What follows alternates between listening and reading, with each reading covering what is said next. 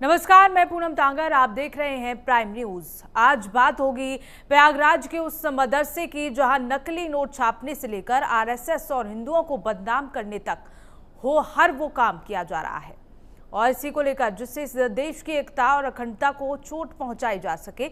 लेकिन समय रहते इस मदरसे का पर्दाफाश हो गया, भंडाफोड़ हो गया, और वो सब लोग एक्सपोज हो गए जो इस तरह की साजिश रच रहे थे। भंडाफोड़ के दिन ही आईबी की टीम ने जेल भेजे जाने से पहले मौलवी तफसीरुल और जाहिर समेत 4 आरोपियों से लंबी पूछताछ की थी। बुधवार दोपहर जांच को आगे बढ़ाने के क्रम में ही आईबी की टीम मदरसा जामिया हबीबिया मस्जिद आजम में पहुंची और बिना मान्यता के चालाने की वजह से मदरसे को सील कर दिया। लेकिन सिर्फ इस एक मदरसे का नहीं है सवाल, बल्कि ऐसे कितने और मदरसे होंगे जो इस तरह साजिश रच रहे होंगे। सवाल एक और भी है कि सरकार जब इस तरह के मदरसों पर नकेल कसने की कोशिश करती है तो क्यों विपक्षी पार्टियां इस पर राजनीति करना शुरू कर देती हैं। आज की खास चर्चा इसी पर की जाएगी कि क्या इस तरह की कार्रवाई का विरोध विपक्ष क्यों कर रहा है, इस तरह के मदरसों को बढ़ावा कहां से मिल रहा है। कई ऐसे सवाल हैं, तमाम ऐसे सवाल हैं, मदरसों को इस तरह का बढ़ावा कहां से दिया जा रहा है और कब से इस तरह के मदरसे चलाए जा रहे हैं जब बच्चों का ब्रेन वॉश किया जा रहा है। बच्चे देश का भविष्य होते हैं और मदरसे की आड़ में उन्हें एक आतंकवादी बनाया जा रहा है। यहाँ मदरसा या साजिश का अड्डा इसे कहें। बता दें कि यहाँ लगातार अगर आईबी छापा नहीं मारती, नकली नोट की सूचना यहाँ मिली थी, नकली नोट छापने की सूचना मिली थी, आईबी यहाँ पहुंची और तमाम ऐसे खुलासे हुए, तमाम ऐसी आपत्तिजनक सामग्री यहाँ से बरामद की गई। और सिर्फ आपत्तिजनक सामग्री ही नहीं बल्कि तमाम ऐसी वस्तुएं यहाँ से मिली हैं। तो वहीं अब पुलिस ने कस्टडी मांगी है और कस्टडी में पूछताछ की जाएगी आरोपी के कस्टडी के लिए याचिका दायर की गई है। लेकिन अब पूरी जांच के बाद, आरोपियों को गिरफ्तार करने के बाद हालांकि मदरसे को सील कर दिया गया है, आगे कार्रवाई जारी है। और साथ ही साथ अब तमाम सवाल खड़े हो जाते हैं क्योंकि इस तरह के मदरसों को बढ़ावा कहाँ से मिल रहा है, और अगर बढ़ावा मिल रहा है तो उस पर राजनीति क्यों हो रही है। मदरसों में इस तरह का पाठ क्यों पढ़ाया जा रहा है बच्चों को, ये भी एक बड़ा सवाल है। कौन आरएसएस और हिंदुओं को बदनाम करने की साजिश रच रहा है, ये भी एक बड़ा सवाल है। इस तरह की कार्रवाई का विरोध विपक्ष क्यों कर रहा है आखिरकार, ये एक बड़ा और अहम सवाल है। इस तरह के मदरसों को बढ़ावा कहाँ से मिल रहा है, क्योंकि जिस तरह से मदरसे में जब टीम पहुंची तो लगातार ऐसी तस्वीरें सामने आई। मोबाइल फोन्स बरामद किए गए, मोबाइल फोन्स में महाकुंभ की तस्वीरें, उनसे रिलेटेड वीडियोस भी मिले और लगातार ये कयास लगाए जा रहे थे कि एक बड़ी साजिश जो है महाकुंभ में अंजाम देने के लिए रची जा रही थी। 2025 में महाकुंभ का बड़े स्तर पर आयोजन किया जाएगा और ऐसे में एक बड़ी साजिश महाकुंभ को लेकर भी रची जा रही थी और इस पूरी घटना को लेकर अब छानबीन जारी है। हालांकि मदरसे को सील कर दिया गया है, लेकिन तमाम सवाल जो है वो यहाँ खड़े हो जाते हैं कि आखिर जो छोटे छोटे बच्चे शिक्षा के लिए पहुंचते हैं मदरसे और उनको इस तरह का पाठ पढ़ाया जाता है, उनको आतंकी एक तरह से बनाया जा रहा था, ब्रेन वॉश किया जा रहा था। हालांकि बताया जा रहा है कि ये जो मदरसा था, जो आरोपी है उसके पिता भी इस मदरसे में शिक्षक रह चुके हैं, वो भी मौलवी रह चुके हैं, वो भी पढ़ाते थे यहाँ बच्चों को। लेकिन 7 साल पहले इस मदरसे की तस्वीर कुछ और थी और अब 7 साल बाद इस मदरसे की तस्वीर कुछ और है। हालांकि कई आरोपियों को पुलिस ने गिरफ्तार कर लिया, याचिका भी दायर की गई है कि उनकी कस्टडी ली जाए, पुलिस कस्टडी में उनसे पूछताछ की जाएगी और तमाम खुलासे जो हैं वो निकल कर सामने आएंगे। और ये सब जो हुआ है वो प्रयागराज के एक मदरसे में हुआ है जहाँ आईबी की टीम पहुंची और धीरे धीरे खुलासे हुए। बता दें कि जो आरोपी है उसका परिवार भी उसी मदरसे में रहता है, उसका परिवार उसी मदरसे में पहली मंजिल पर रहता है, उसके बीवी बच्चे भी उस पहली मंजिल पर रहते हैं। तो वहीं नकली नोट छापने का काम भी किया जा रहा था। लगातार अब जांच की जा रही है कि जो बच्चे यहाँ पढ़ते थे क्या उनके परिवारों को इस बारे में जानकारी थी, क्या उनके परिवार जानते थे कि हमारे बच्चों को किस तरह की तालीम दी जा रही है मदरसे में, किस तरह की शिक्षा दी जा रही है। तो इस तरह की कार्रवाई का विरोध विपक्ष क्यों कर रहा है, ऐसे तमाम सवाल हैं प्राइम न्यूज़ की ओर से। इस तरह के मदरसों को बढ़ावा कहाँ से मिल रहा है और मदरसों में इस तरह का पाठ आखिरकार बच्चों को पढ़ाया क्यों जा रहा है। और सिर्फ इतना ही नहीं, आरएसएस को आतंकी संगठन बताना ही नहीं, यहाँ ही इनके मंसूबे जो है नहीं रुके, बल्कि जो 21वीं और 20वीं सदी में जो धमाके हुए थे, जो हमले हुए थे आतंकी, उनको भी आरएसएस से जोड़ा गया, उनको भी ब्राह्मणवादी हमले बताया गया, उनको भी बच्चों को बताया गया कि हमले जो हैं ब्राह्मणों की ओर से किए गए थे, हिंदुओं की ओर से किए गए थे। तो इस तरह का पाठ पढ़ाया जा रहा था मदरसों में बच्चों को। यहाँ भविष्य के बारे में नहीं, बल्कि भविष्य के लिए आने वाले समय में आगे की जो रणनीति थी उन्हें आतंकी बनाने की थी। क्योंकि इस तरह बच्चों को सिखाना और पढ़ाना इस तरह के मदरसों में, और मदरसों में इस तरह के पाठ आखिर बच्चों को क्यों पढ़ाए जा रहे थे, एक बड़ा सवाल खड़ा हो जाता है। कौन आरएसएस और हिंदुओं को बदनाम करने की साजिश रचा था? आखिरकार आरएसएस को और हिंदुओं को ही क्यों निशाना बनाया जा रहा था इन मदरसों में? तो वही आज इसी पर हम चर्चा करेंगे। इस तरह के मदरसों को आखिरकार बढ़ावा कहाँ से मिल रहा है और कौन इसको बढ़ावा दे रहा था, कितने लोग इस नेटवर्क के पीछे छुपे हुए हैं? क्योंकि अभी तो फिलहाल कुछ लोगों की गिरफ्तारी हुई है। जांच जैसे जैसे आगे बढ़ेगी वैसे वैसे लोगों की गिरफ्तारी होगी और नए नए खुलासे भी होंगे इस मामले को लेकर। तो लगातार ये जो मुद्दा है प्रयागराज का है, जहां प्रयागराज में एक मदरसे में इस तरह की तस्वीर निकलकर सामने आती है, जहां अचानक आईबी पहुंचती है छापे के लिए और नकली नोट बनाने की खबर मिली थी, लेकिन उसके साथ साथ तमाम ऐसे बड़े खुलासे हुए जांच के बाद जो सबको चौंका देने वाले हैं।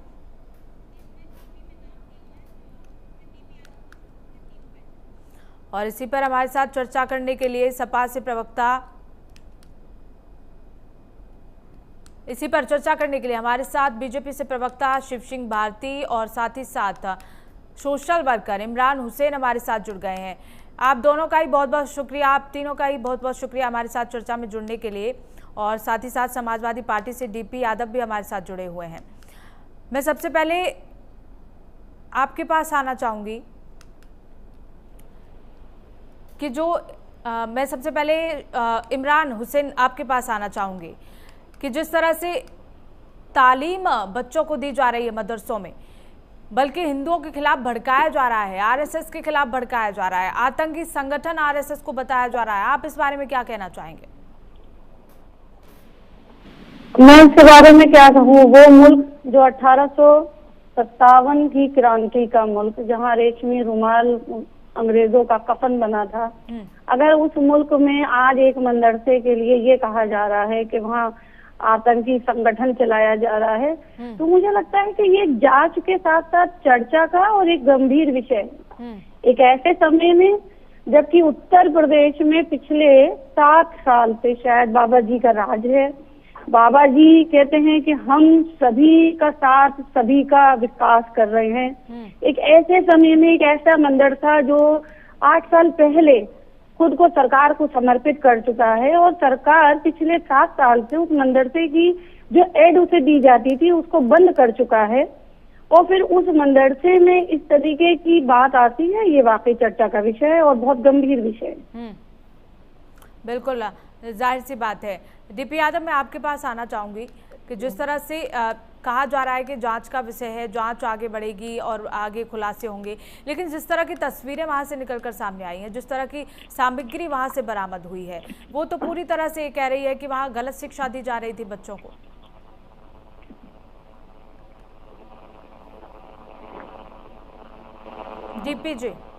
डीपी जी आप तक आवाज पहुंच पा रही है? चलिए ठीक है, मैं आपके पास आना चाहूंगी शिव सिंह कि लगातार इस तरह से एक आरएसएस संघ को एक आतंकी संगठन बताना, और इतना ही नहीं, जो 21वीं सदी और 20वीं सदी में हमले हुए उनके लिए कहा जा रहा है बच्चों को कि हाँ ये हिंदू ब्राह्मणवादियों ने कराए, हिंदुओं ने कराए। तो इस तरह की तालीम कहाँ तक सही है? देखिए, निश्चित रूप से सही नहीं है। और सभ्य समाज में इस तरह की चर्चा, जहाँ सारे लोग एक साथ रहते हैं, किसी भी धर्म, किसी भी समुदाय, भारत तो इतना पवित्र देश है कि यहाँ हर धर्म और हर संप्रदाय जिनको पूरे विश्व में कहीं स्थान नहीं मिला, यह भारत में शरण लेके रह रहे हैं और भारत भी उनको स्वीकार करता है। और ऐसे में अगर कोई भी मदरसा शिक्षा का केंद्र, वो देखिए, वो एक वर्ग समाज, एक धर्म के बच्चों को तालीम देता है, और तालीम में सिखाता क्या है? तालीम में उनको काफिर होना सिखाता है। तालीम में उनको सिखाता है कि आप अगर इस्लाम को मानने वाला अगर कोई नहीं है तो दूसरा जो काफिर है। तो अगर इस तरह की कट्टरता समाज में अगर कोई फैला रहा है तो निश्चित रूप से ये बहुत चिंता का विषय है। और मदरसों को लेकर आज ये गंभीर विषय नहीं उठा है। मदरसे हमेशा से जांच के केंद्र में रहे हैं, और निश्चित रूप से मानिए कि ऐसा कौन सा मदरसा है जहाँ नकली नोट बनाए जाने का काम होता है, ऐसा कौन सा मदरसा है जहाँ जिनके दस्तावेज अभी जो मिले हैं बड़ा संदिग्ध है, और वो सारे दस्तावेज जो है वो अभी जब वो क्लियर होंगे तो पता नहीं उनमें से क्या निकलने वाला है। तो मैं तो निश्चित रूप से कहूंगा कि वहाँ पर नकली नोटों का कारोबार हो रहा है, वहाँ नकली नोटों के कारोबार से वहाँ पर युवाओं को पोषित किया जाता है, युवाओं को पोषित करके उनको लव जिहाद जैसे और जो RSS जैसे समाज सेवी संगठन के विषय में और उसको बता रहे हैं कि वो एक आतंकी संगठन जैसा है। तो मुझे लगता है कि इस तरह का कुचक्र अगर रचा जा रहा है तो निश्चित रूप से मानिए कि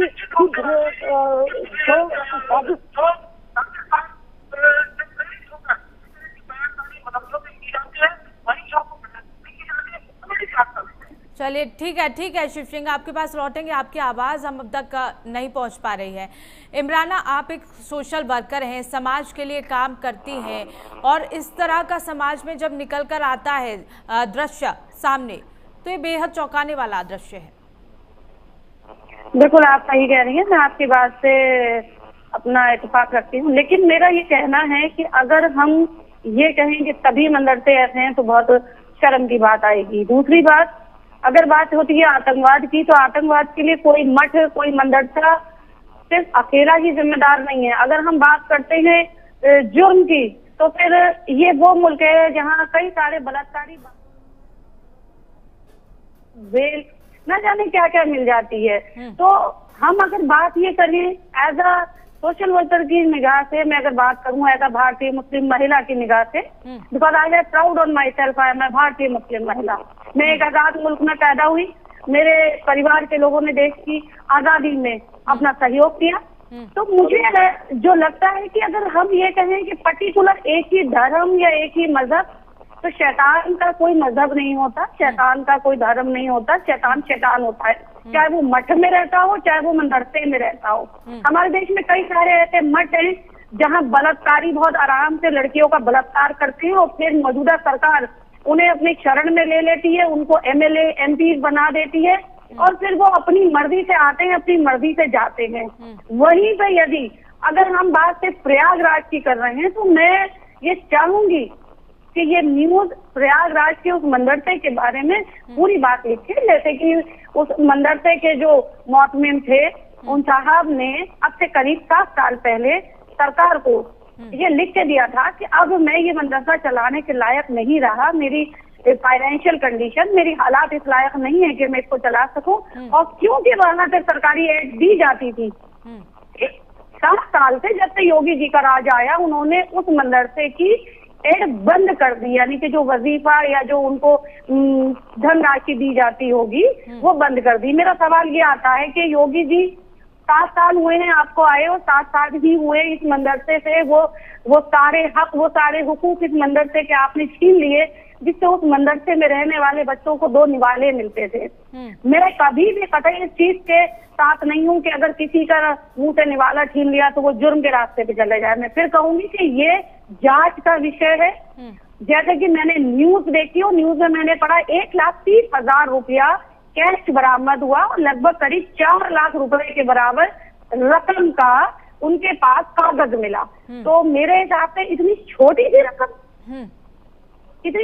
रकम वो लोग छाप रहे थे और 100 के नोट छाप रहे थे। इतने चिंदी चोर थे, इतने बेबस थे।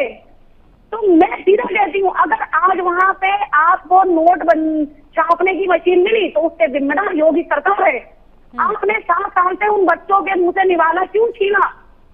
और 7 साल से किसी ने भी इसके बारे में कोई इत्तला नहीं देखी, इस बारे में जाके देखा नहीं कि वो बच्चे किस हाल में जी रहे हैं, वो बच्चे भीख मांग के खा रहे हैं या वो बच्चे एक ज़कात खैरात पे पल रहे हैं।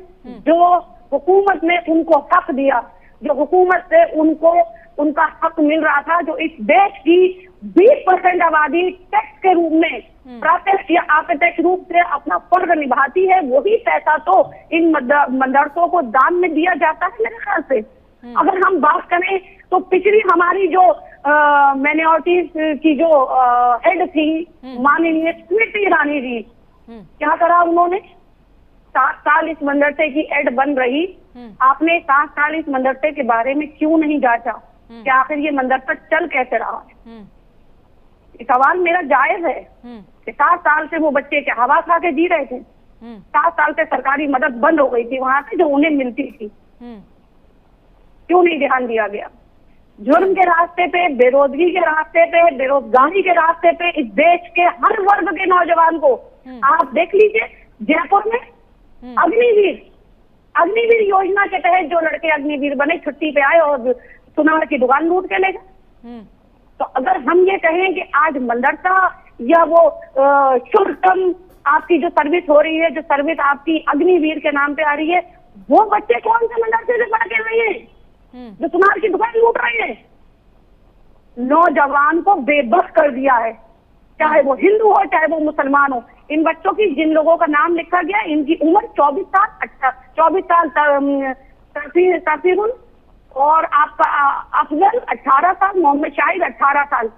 क्या उम्र होती है ये 18 साल 24 साल? ये वो उम्र होती है जिस उम्र में लड़के मेहनत से आगे बढ़ना चाहते हैं। ये वही उम्र है जो अग्निवीर के योद्धाओं की उम्र थी। तो मैं फिर वही कहूंगी कि सरकार बहुत निकम्मी हो गई है। सरकार अपने बड़े बड़े मित्रों के तो लोन माफ कर रही है। बड़े बड़े मित्रों की बहुएं 300 करोड़ का लहंगा पहन के नाच रही है और उसको का भगवान की पिक्चर भी बनी हुई है, लेकिन किसी की भावनाएं आहत नहीं होती है। लेकिन हाँ, मैं बड़े अफसोस के साथ और मुझे बड़ी तकलीफ हुई है सुन के कि वहां पे जाली नोट छापने का मामला पकड़ा गया। और उससे ज्यादा मुझे तकलीफ ये हुई कि 7 साल से उन बच्चों को, उस मदरसे को सरकारी मदद नहीं मिल रही थी।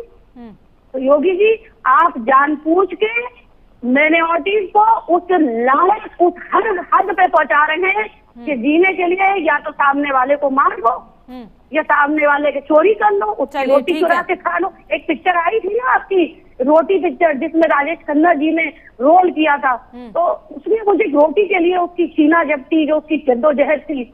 योगी जी मुझे लग रहा है राजेश खन्ना के बहुत बड़े फैन हैं और वो चाहते हैं कि उत्तर प्रदेश का हर मुसलमान बच्चा राजेश खन्ना बन जाए और वो एक रोटी के लिए वो सब कुछ कर दे जो उसे नहीं करना चाहिए।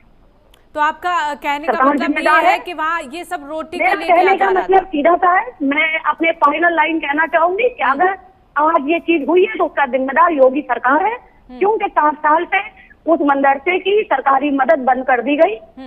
इसका जिम्मेदार हर वो सरकारी महकमा है जो जिम्मेदार है अल्पसंख्यक को वजीफा देने का। ठीक है, ठीक है। आपने 7 साल से एक मदरसे को वजीफा नहीं दिया। आप इस मुद्दे को लेकर क्या कहना चाहेंगे? क्योंकि इमराना जी का कहना है कि योगी सरकार इसकी जिम्मेदार है जो भी हो रहा है मदरसे में। देखिए, जिस तरह से रोटी की बात कर रही है और तमाम तरह की बात कर रही है, ये शायद ये भूल जाती है कि योगी जी की सरकार में जो उत्तर प्रदेश में मोदी जी की सरकार केंद्र में। आप देखिए, किसी भी क्षेत्र में मुस्लिम को बिना भेदभाव के जितनी भी जगह वो पात्रता में है, उसको पात्रता के हिसाब से उसको लाभ मिलता है और मुस्लिम पर्सन पर उसकी हिस्सेदारी में अपना हिस्सा ले जाते हैं। और अगर ये किसी भी तरह से कह रही है कि उस मदरसे को अगर बंद कर दिया गया था, तो अगर मदरसे को बंद कर दिया तो मदरसा संचालित था, और अगर मदरसा संचालित होगा तो वह नकली नोट बनाए जाएंगे और नकली नोट बनाए जाएंगे। तो इमराना जी एक बात बता दीजिए, ऐसा कौन सा आप देखिए, ऐसा कौन सा धार्मिक पाठ्यक्रम है जिसमें यह बताया जाता हो कि राष्ट्रीय स्वयं सेवक संघ जो है वो राष्ट्रीय स्वयं सेवक संघ आतंकी संगठन है? आप इस तरह से डिफाइन करेंगे उसको कि रोटी हाथों से छीन ली है तो लोग आतंकवाद की राह पर चल निकलेंगे। आप युवाओं को, किसी को भी अपराध के लिए प्रेरित करने का काम कर रहे हैं। आप योगी जी को जिम्मेदार ठहरा रहे हैं। आप सरकार अगर आप मदरसा बंद कर दी थी तो मदरसा संचालित करने में उनको अगर कठिनाई थी तो मदरसा वो बंद होना चाहिए। अगर मदरसा संचालित हो रहा था तो वहाँ नकली नोट पकड़े जाएंगे, वहाँ पर सारी दस्तावेज पकड़े जाएंगे, और अभी तो दस्तावेजों का खुलासा नहीं हुआ। इमराना जी जब खुलासा होगा तो हम सभी लोग अच्छे से समझ पाएंगे। और कभी कभी किसी भी चीज को जब कुछ आता है तो उसको एक अच्छी नजर से भी देखना चाहिए कि अगर ऐसा कुछ हुआ है तो उसको कम से कम हम उस तरह से देख पाए, अच्छे को अच्छा और गलत को गलत कह सके। कहीं भी घटना होती है तो उसको हम धार्मिक रूप दे देते हैं। और जहाँ तक मदरसों की बात है, कौन सी धार्मिक पाठ्यक्रम पढ़ाई जाती है जिसमें राष्ट्रीय स्वयं सेवक संघ के बारे में लिखा होता है, जहाँ पर लफ्ज़ की शिक्षा दी जाती है। और इन्हीं के कारण आंतरिक सुरक्षा जो है, इन्हीं लोगों के कारण जो है घात लगाए बैठे लोग और घटना हो जाती है। चलिए, ठीक है। डीपी जी, मैं आपके पास आना चाहूंगी। आप तक आवाज पहुंच रही है मेरी? जी पहुंच रही है पूनम जी, मेरी आवाज आपको मिल रही है? बिल्कुल बिल्कुल आ रही है। जिस तरह से इमराना जी ने कहा कि योगी सरकार इसकी जिम्मेदार है जो भी मदरसे में हुआ, क्योंकि 7 साल से वहां बच्चों का वजीफा रोका गया था, तो क्या फिर वहां इस तरह की तालीम देना जरूरी है बच्चों को? आप क्या कहना चाहेंगे? देखिए पूनम जी, उत्तर प्रदेश की स्थिति बहुत खराब है।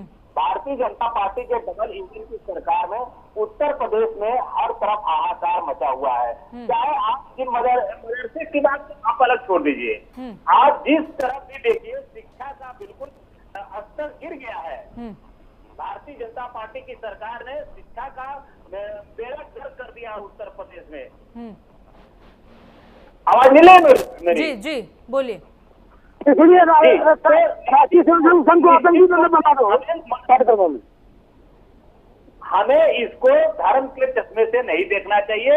देखिए मदरसे हो या अन्य शिक्षण संस्थान हो, वहाँ कहीं ना कहीं छात्रों को शिक्षा दी जाती है, और जब समुचित संसाधन रहेंगे तो निश्चित रूप से उस वातावरण में अच्छी शिक्षा दी जाएगी।